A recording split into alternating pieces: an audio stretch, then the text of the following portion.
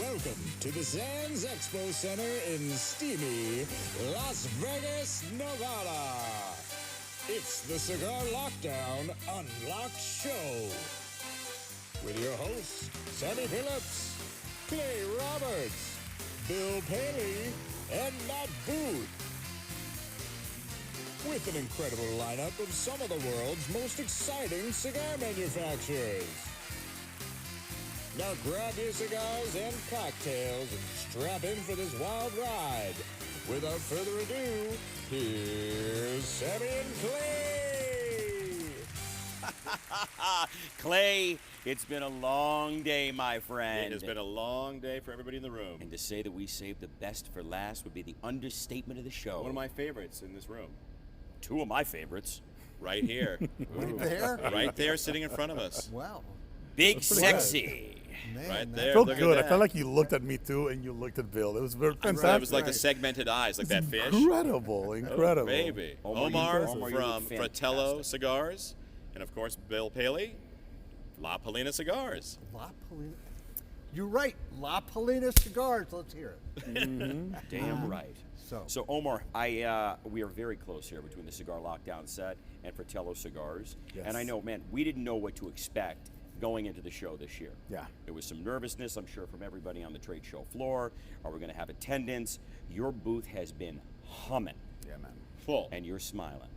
Dude, I'm smiling because I came in, had no idea what to expect. I cut all of my expenses by 50%. I was looking, okay, there's so many uncertainties. How do you go about on a Yeah. booth this size, you know, on a year after COVID? How do you go about it? And it was, my God, it's been insane. It's been popping, Blown away, right? blown away. And the love and the camaraderie on the trade show Yeah. floor between the manufacturing brothers in arms and the retail partners, the brick and mortar brothers in arms, it's just been unparalleled to what you could expect. You see that people are so happy to be out. Yeah. And that's why we switched from Cigar Lockdown, obviously, to Cigar Lockdown, the Unlocked Show, as we come out of COVID. Yeah. And Bill, how about you, Bubba? La Polina, the booth has been out of control. it's been terrific. And I have never been to a show where I felt the camaraderie like this. Awesome. You know, the friendly competition.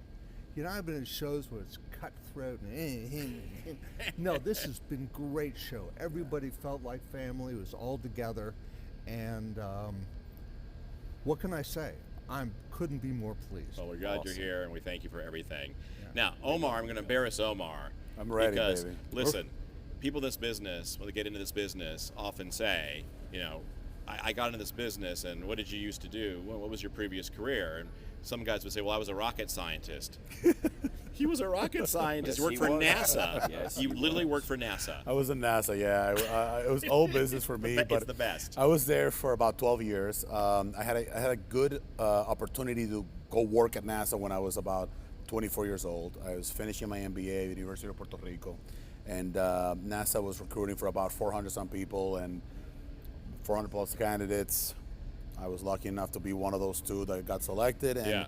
ended up working for them for about 12 years. Happy. And decided to step away some years after starting Fratello. To you know, walking away from NASA wasn't easy. You know, you got that nice What did the salary. wife say? It was the then wife was pretty upset. then wife. The then That's what wife. happens when you go into the cigar industry, right? I mean, that's all Oh, be don't clear. we know I it? mean, don't we know? But it gets to the point that it's like, what do you do when you are so passionate about something? You want to get out and want to enjoy you enjoy the camaraderie, which you obviously mentioned, and get a chance to get on the road and get a chance to connect with people. This is a very interesting community, guys. I mean, we're talking about a community that people call themselves brothers of the leaf, sisters of the leaf, and how do you get to that point where I was hugging people, like people I haven't seen in a year and a half, like it was a brother, you know Yeah. what I mean? And so it feels like that. Well, listen, you're a brother. You know, I've always loved your Yeah. brand and your energy and your enthusiasm for this business. And I've told you from day one, I love your packaging and your graphics. And wearing your hat Yes. here. Ooh, Fratello, baby, That's look at it. right. It's just, it has a look that's unique to it.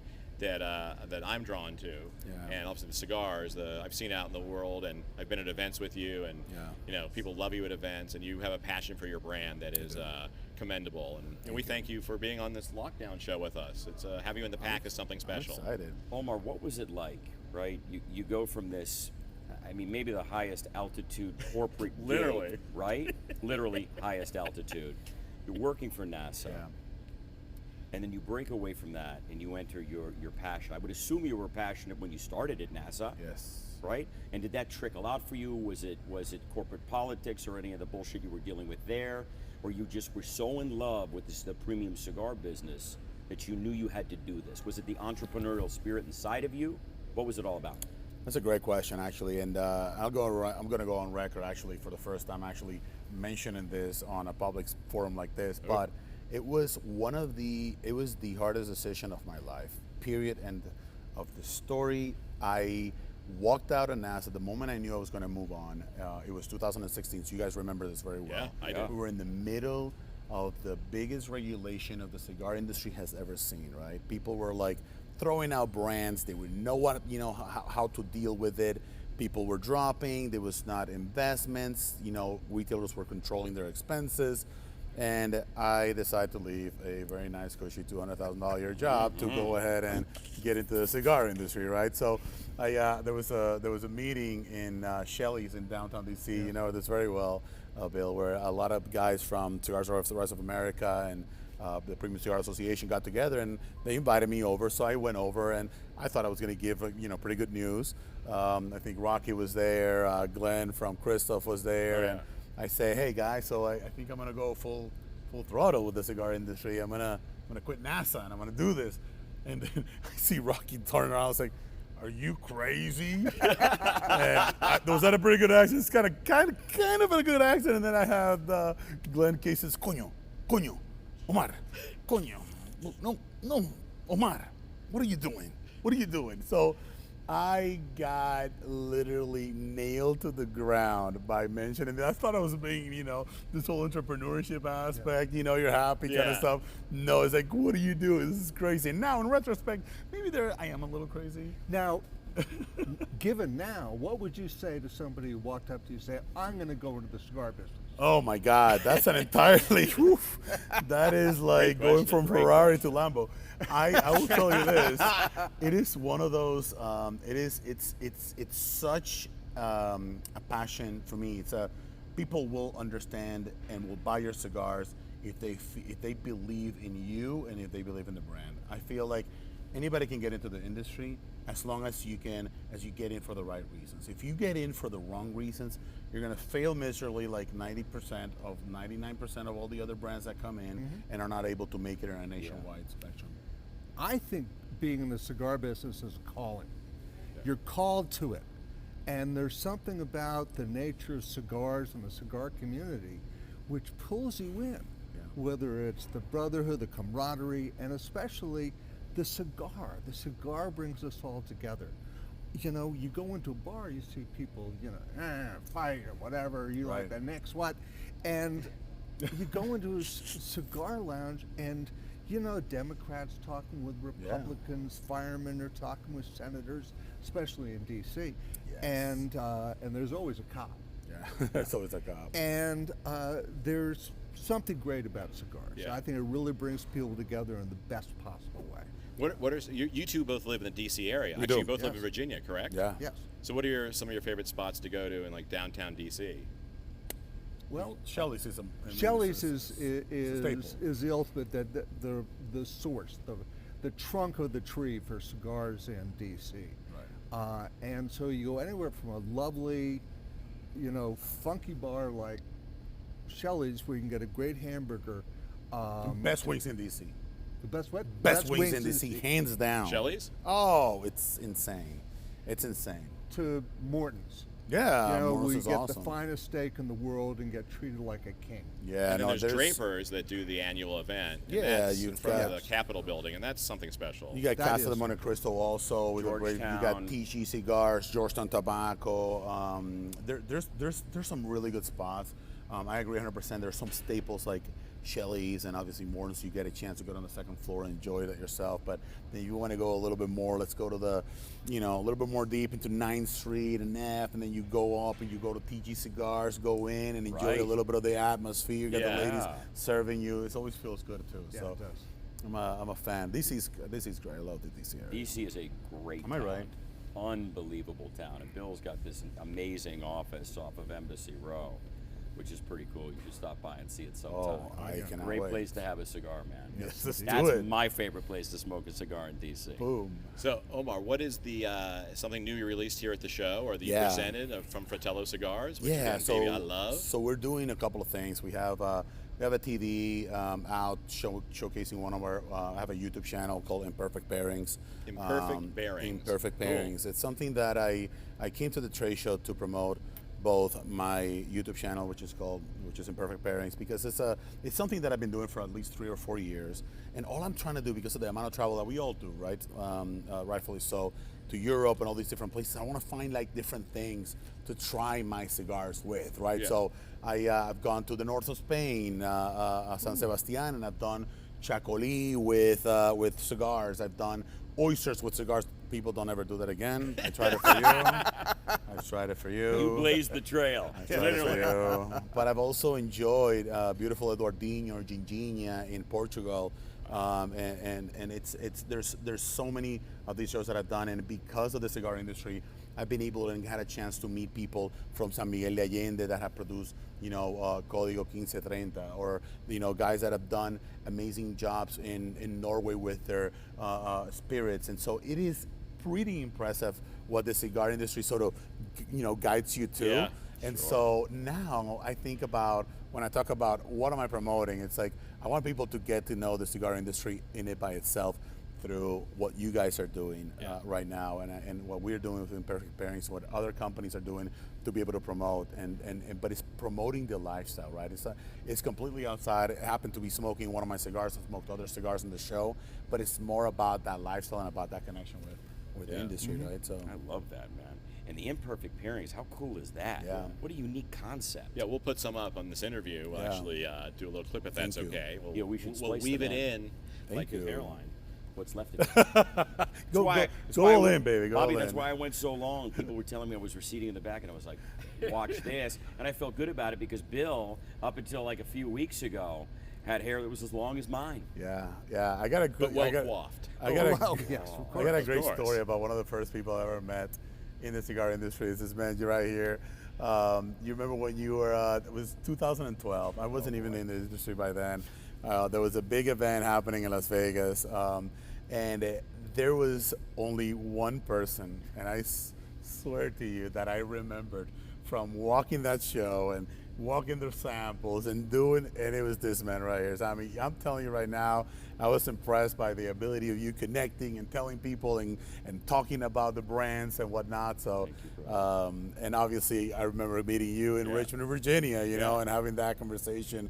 So it's something that I enjoy a lot. And then obviously I remember offending Mr. Bill Paley right here and saying, "Oh my God, I love this watch so much that you have." We're both sitting in first class, and I was like, "What is that? Is that like a Rolex?" Or it's saying, "No, it's a Patek Philippe. It's a Patek Philippe, Omar." But I'm like, "Ben, my eye is just like I need to work on it, a little bit more." Well, I got to tell you, it was a swatch. Okay? Good swatch watch. I love Again, it. Omar, we are thrilled to have you Thank as you. part of this new pack. Thank you. The consumers, most retailers, consumers already know Fratello Cigars, and you're in this pack with some amazing companies, and I think it's fun to mix this pack. We've talked about this all day. This pack has a few companies that are newer in the house.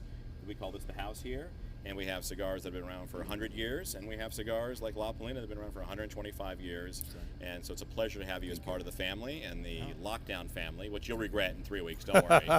And It's like Omar's ratings diving down. oh on no, Imperfect they're Pairings. going to go up. It's your stress level will go through the roof with the two of us. You can I attest love to it. that.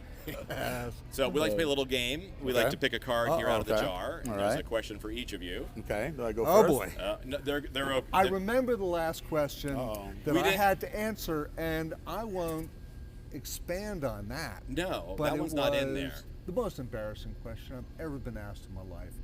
And I happened to be with a group of people that I could trust, and I told the truth. Wow. A very unusual thing for me. So Can I please? you go first. I need to find this clip, okay? Oh, we have it. Oh, we got it. All righty. Okay, 1, 2. Ooh, this is a good one.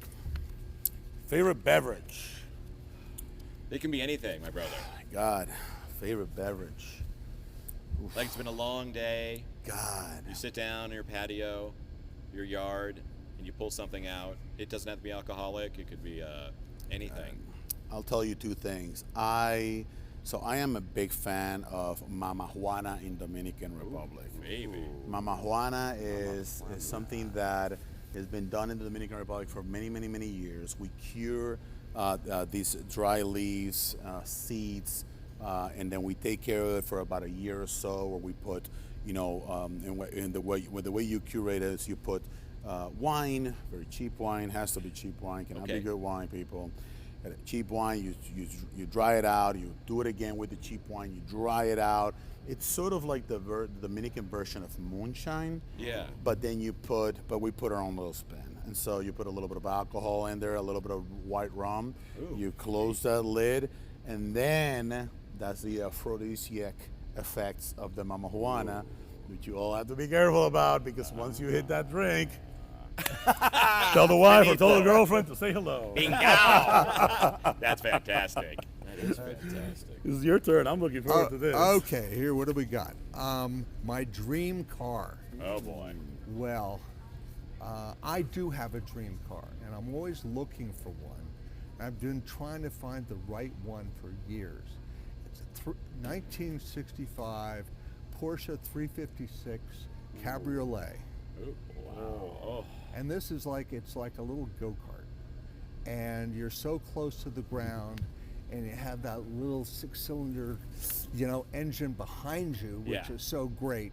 And it goes around the streets it slips and slides and goes straight. And it is the most fun car I think I've ever driven. And what color would you choose?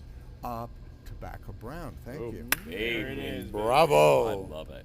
And I had one once. Did you? Yes, I did. I was I found it. I was living in Indian Rocks Beach, Florida at the time, which is very close to Tampa and St. Pete.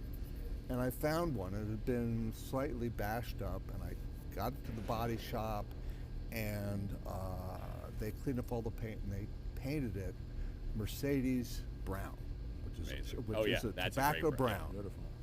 And then I put it on. I was going back up to DC. I put it on the auto train, and I couldn't wait to show my friends this cool car. And I got it off, and I drove I think I was on the 14th Street Bridge. Yep. When the car just seized up. Something on the train must have opened up the oil. There was not a drop of oil in it. Oh my God. So I had the seized engine. I took it up to Rockville, found a place that could fix it, and they took it from 1600 cc's to 1750 cc's. And I was so proud of this car. My car's better now. And at the time, I had a restaurant in Baltimore called the Brass Elephant, and it was a really cool place. Yeah. And I parked it in front. And I was upstairs in the bar, and someone said, "Bill, you got to come downstairs." And what had happened was a truck had come along, and it didn't run. It did not run into my car. It ran over my car. So the whole thing was squashed flat. It nicked the top of the next car and slid sideways down the street. And that was the end of my Porsche 356. Wow. So I want to go back to that. Yes, I love that car so much. I think we need to do another card, because this is Go about ahead. to very. Okay. You're about Let's to do make, it. this made me very sad. We need to do another card. Okay. Let's do it for you and me. How's that? Okay. Okay. All right. Your dream vacation destination. This should be a little more of Oh, an boy. uplifting, right? Well, Let's I went see. once to Paris, and the city blew up, and Right. Well, my favorite, one of the best vacations I ever took was in the 90s, going to Havana. And this is before all the tourists showed up. Yeah. And the tourist economy was normal there, and I stayed in the old section of the city right next to the Place Centrale, and went down to and that was such an awakening for me, because the Cuban people were so nice. Amazing. And that the national sport there is flirting. And everyone flirts with everyone else. And you go to a dance hall, and people are doing merengue, which I've still never learned how to do. I think you got this. You can definitely. Some of the moves out there. And so that was one of my dream vacations. And You'd like to go back. well, it's not the same anymore. Yeah. And I don't think today is a good day to go to Havana. I No. think things are sort of blowing up there. There's some things going on in Havana today. Yes. Omar? I'll tell you, Brazil for me all day long. Yeah.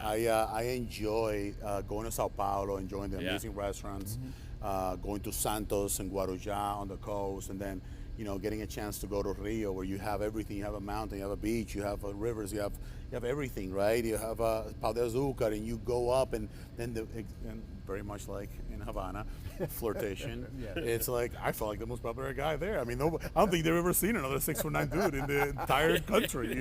Everybody's like, "Oh, você quer um montinho?" I was like, "Okay, I'm kind of digging this whole situation. This is happening well. So a little more caipirinha, por favor. Thank you very much. Obrigado." Well, listen, gentlemen, thank you for being on today. Omar, awesome. Fratello Cigars. Thank you. It's a blessing to have you in the pack. Thank you. As big in stature as you are, you're as big in heart. And we appreciate you very much. Thank you so much for the invite, guys. You guys are awesome. Thank you for what you're doing, and I can't wait to see all the footage and see what everything is happening as well. Thank you. And I want to thank the two of you, to share the show with two such amazing idiots. So beyond that, That's pretty accurate. All right, so everybody. there we go. This is great. I've watched some of the shows being filmed, and it's really exciting. And I think Cigar Lockdown and the PCA and the sample packs are great. It's Thank you, good Bill. for everybody. And thank you for sponsoring it. Yes. Thank you. Well. Bill, you're the Well. best. Omar, unbelievable, man. Get your Fratello cigars, folks. Available Yes. at retailers nationwide and worldwide. Here's one for you, as a matter of Oh, fact. thank you. Oh, All baby. right. Smooth That's down. I'm a man. And you too as well. Yeah, thank you, everybody. Thank you, guys. Thank you, Thanks so guys. much. And out.